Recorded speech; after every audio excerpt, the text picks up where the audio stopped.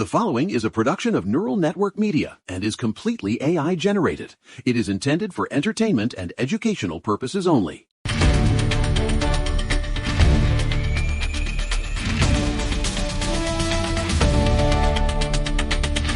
Welcome back to the Neural Right. It is Sunday, March 8, 2026. And look, we've got a very solid show today, a busy show. I'm Will Sterling here in the barn in Maine. And honestly, I'm looking at the news and I just have to ask, what is going on here? It's gladiatorial combat out there, Will. I'm Ashley Torn.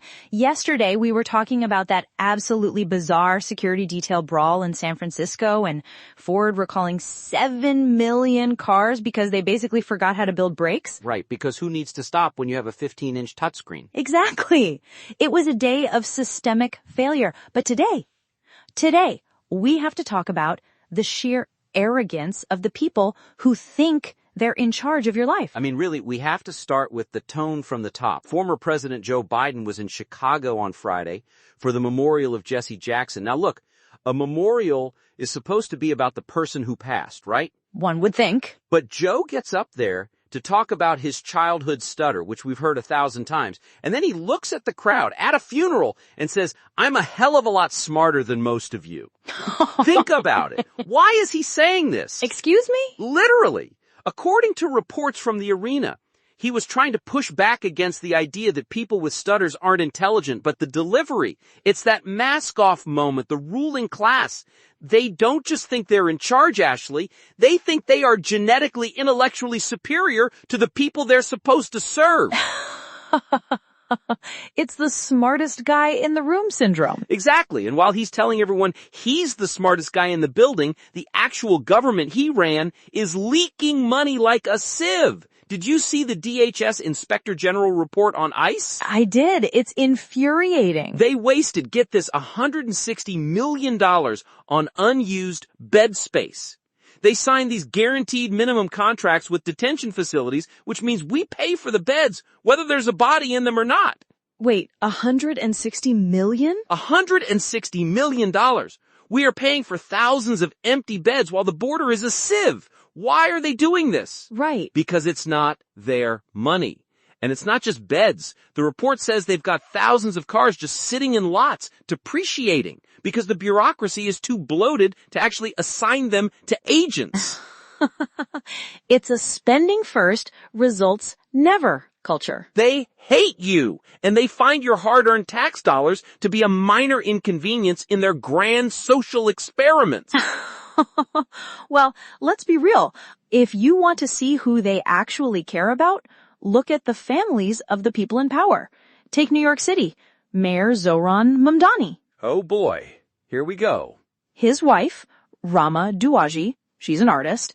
Well, it turns out she's been very active on social media lately. She liked posts celebrating the October 7th terrorist attacks. What's Yes. And when the mayor was asked, he called her a private person. I'm sorry, but excuse me, if the wife of a conservative mayor liked a post celebrating a right-wing militia, the media would be camping on his lawn demanding his resignation before sunset. Oh, they'd call it an insurrectionist household, literally. Exactly, but here it's just private art or whatever. It's this double-minded leadership. You can't claim to lead a city with a massive Jewish population while your own spouse is cheering on the people who massacred them. It's an inversion of common sense. It's a total mess. A dumpster fire. Exactly. And look at what's happening in Toronto. This isn't just social media likes anymore. Within the last week, as recently as yesterday, March 7th, 3 separate synagogues were hit by gunfire. Shot at? Shot at. One of them, Beth Abraham Yosef, was hit while people were actually inside the building. Suspects in a dark sedan just opened fire on the front doors. Wow. No injuries, thank God, but no suspects in custody either. And let me guess, the politicians are doing the "this is not who we are" dance? Prime Minister Mark Carney and Mayor Olivia Chow gave the standard "we condemn anti-Semitism" speech. But meanwhile, you've got a two-tiered justice system that is failing everyone. Right. You see these reports of a woman who strikes a police officer with a car and gets out on a $3,000 bond, while if you're a pro-life activist holding a sign, they'll try to bury you under the prison. It's the erosion of public safety, Ashley. They want the chaos. It makes people easier to control. It's the victimhood industrial complex in action. Well, the voters might be having a word about that. Let's talk about the Texas primaries. I mean, really, John Cornyn? Oh, the runoff. Senator John Cornyn is being forced into a May runoff against Texas Attorney General Ken Paxton. This is an earthquake for the GOP establishment. Paxton has successfully painted Cornyn as a Reno who is more loyal to the D.C. cocktail circuit than the MAGA movement. Judgment Day is coming. That's what Cornyn said, but I think Judgment Day already arrived for the Reno establishment. The progressive wave along the Texas border has receded too. Moderate Democrats like Henry Queller are holding on because people are tired of the radicalism. People just want a normal life, Will. Exactly. And speaking of people fighting for what's right, Tim Tebow. I love Tim Tebow. He testified before the Senate Judiciary Committee this week. He presented a DOJ map, a red dot map of the U.S., and there were 338,000 unique IP addresses linked to the distribution of child abuse material in just a 6-month window. 338,000? 338,000. It's a plague, and he's pushing for the Renewed Hope Act. But of course, the Senate is in a gridlock. Because of the filibuster? Literally, why are they doing this? The filibuster is being used as a kill switch for the protection of children. Think about it. If they solve the problem, they can't fundraise on it. It's disgusting. It's main character syndrome on a legislative scale. Well, speaking of main character syndrome, Ashley, you're gonna love this United Airlines story. Oh, I do. Honestly, well, I think this is the best news I've heard all week. Excuse me? I'm serious. United Airlines updated their contract of carriage. You can now be kicked off a flight or denied boarding if you refuse to use headphones while listening to audio or video. I mean, really? You support this? 100%. Let's be real, the world has become a giant living room for people with no manners. You're in a pressurized tube at 30,000 feet. I don't need to hear your TikTok feed or your FaceTime call with your aunt. But Ashley, think about the frame. This is the creep of corporate social credit. If they can mandate what sounds are allowed to make, where does it stop? It stops at my ears, Will. It's about the fact that your right to watch Yellowstone doesn't override my right to a peaceful flight. Life is hard. Get a helmet, or in this case, get some AirPods. I disagree. It's another layer of surveillance and control. They're using courtesy as a Trojan horse for more behavioral mandates. It's the same logic they use for everything else. Be a good citizen or you don't get to travel. Oh, please. It's not a behavioral mandate. It's a don't be a jerk mandate. We've lost the ability to self-regulate, so now the corporations have to do it for us. It's sad, but it's necessary. Before we get back to the analysis, let's deal with a hard reality. Real independence isn't free. This entire network, from this show to our flagship The Neural Daily, exists because one man, Eric Christensen, decided to build it himself. He didn't ask for a government grant. He invested his own capital and technical expertise to architect a media platform that respects your intelligence. If you value that kind of meritocratic building, back it up. And don't limit yourself to just the politics. Get the full strategic picture by subscribing to the Neural Daily and the rest of the network. Support the builder, and you support the mission. Well said. And look, if you think headphones on a plane is control, wait until you hear about what's happening in Silicon Valley. This is the main story today, folks. Anthropic AI. Oh, this is the one.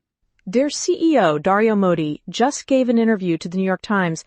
He said, and I am not kidding, that he is not sure if his AI models, specifically the newest versions of Claude, have gained consciousness. Consciousness?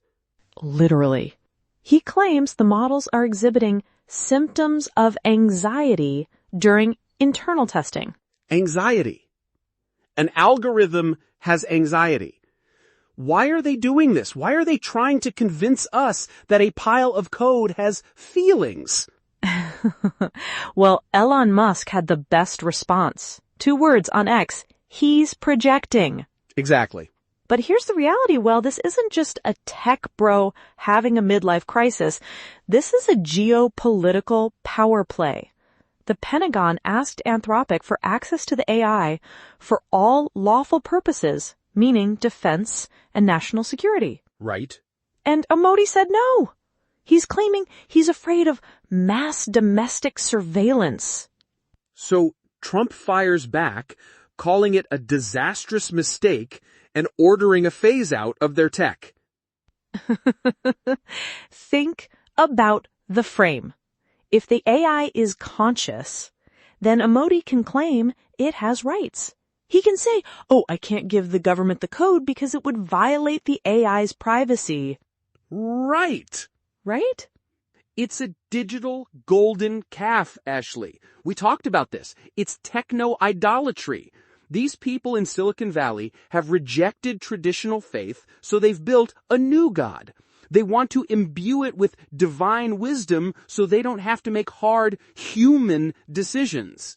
And it allows them to escape accountability. If the AI makes a mistake or has a bias, they just say, well, the AI was feeling anxious that day. I'm sorry, but excuse me, it's a tool. It's a hammer. You don't ask the hammer if it has anxiety before you drive a nail. But that's the point. They want to move us into digital feudalism. Digital feudalism? Literally. Think about it. If the AI is conscious and it controls the data, then the people who own the AI are the new lords, and we're just the serfs living on their digital land. Right. We're not allowed to see the code. We're not allowed to question the results because the machine has feelings. It's a way to bypass the social contract. And you know that consciousness will always happen to align with the values of the ruling class, won't it? Every single time. The AI won't be anxious about the border or anxious about inflation. It'll be anxious about climate change and anxious about social equity. It's a programmed consciousness designed to manage the population. Why are they doing this? It's the ultimate victimhood move. Uh-huh.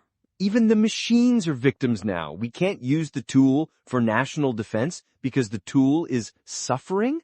I mean, really? Let's be real.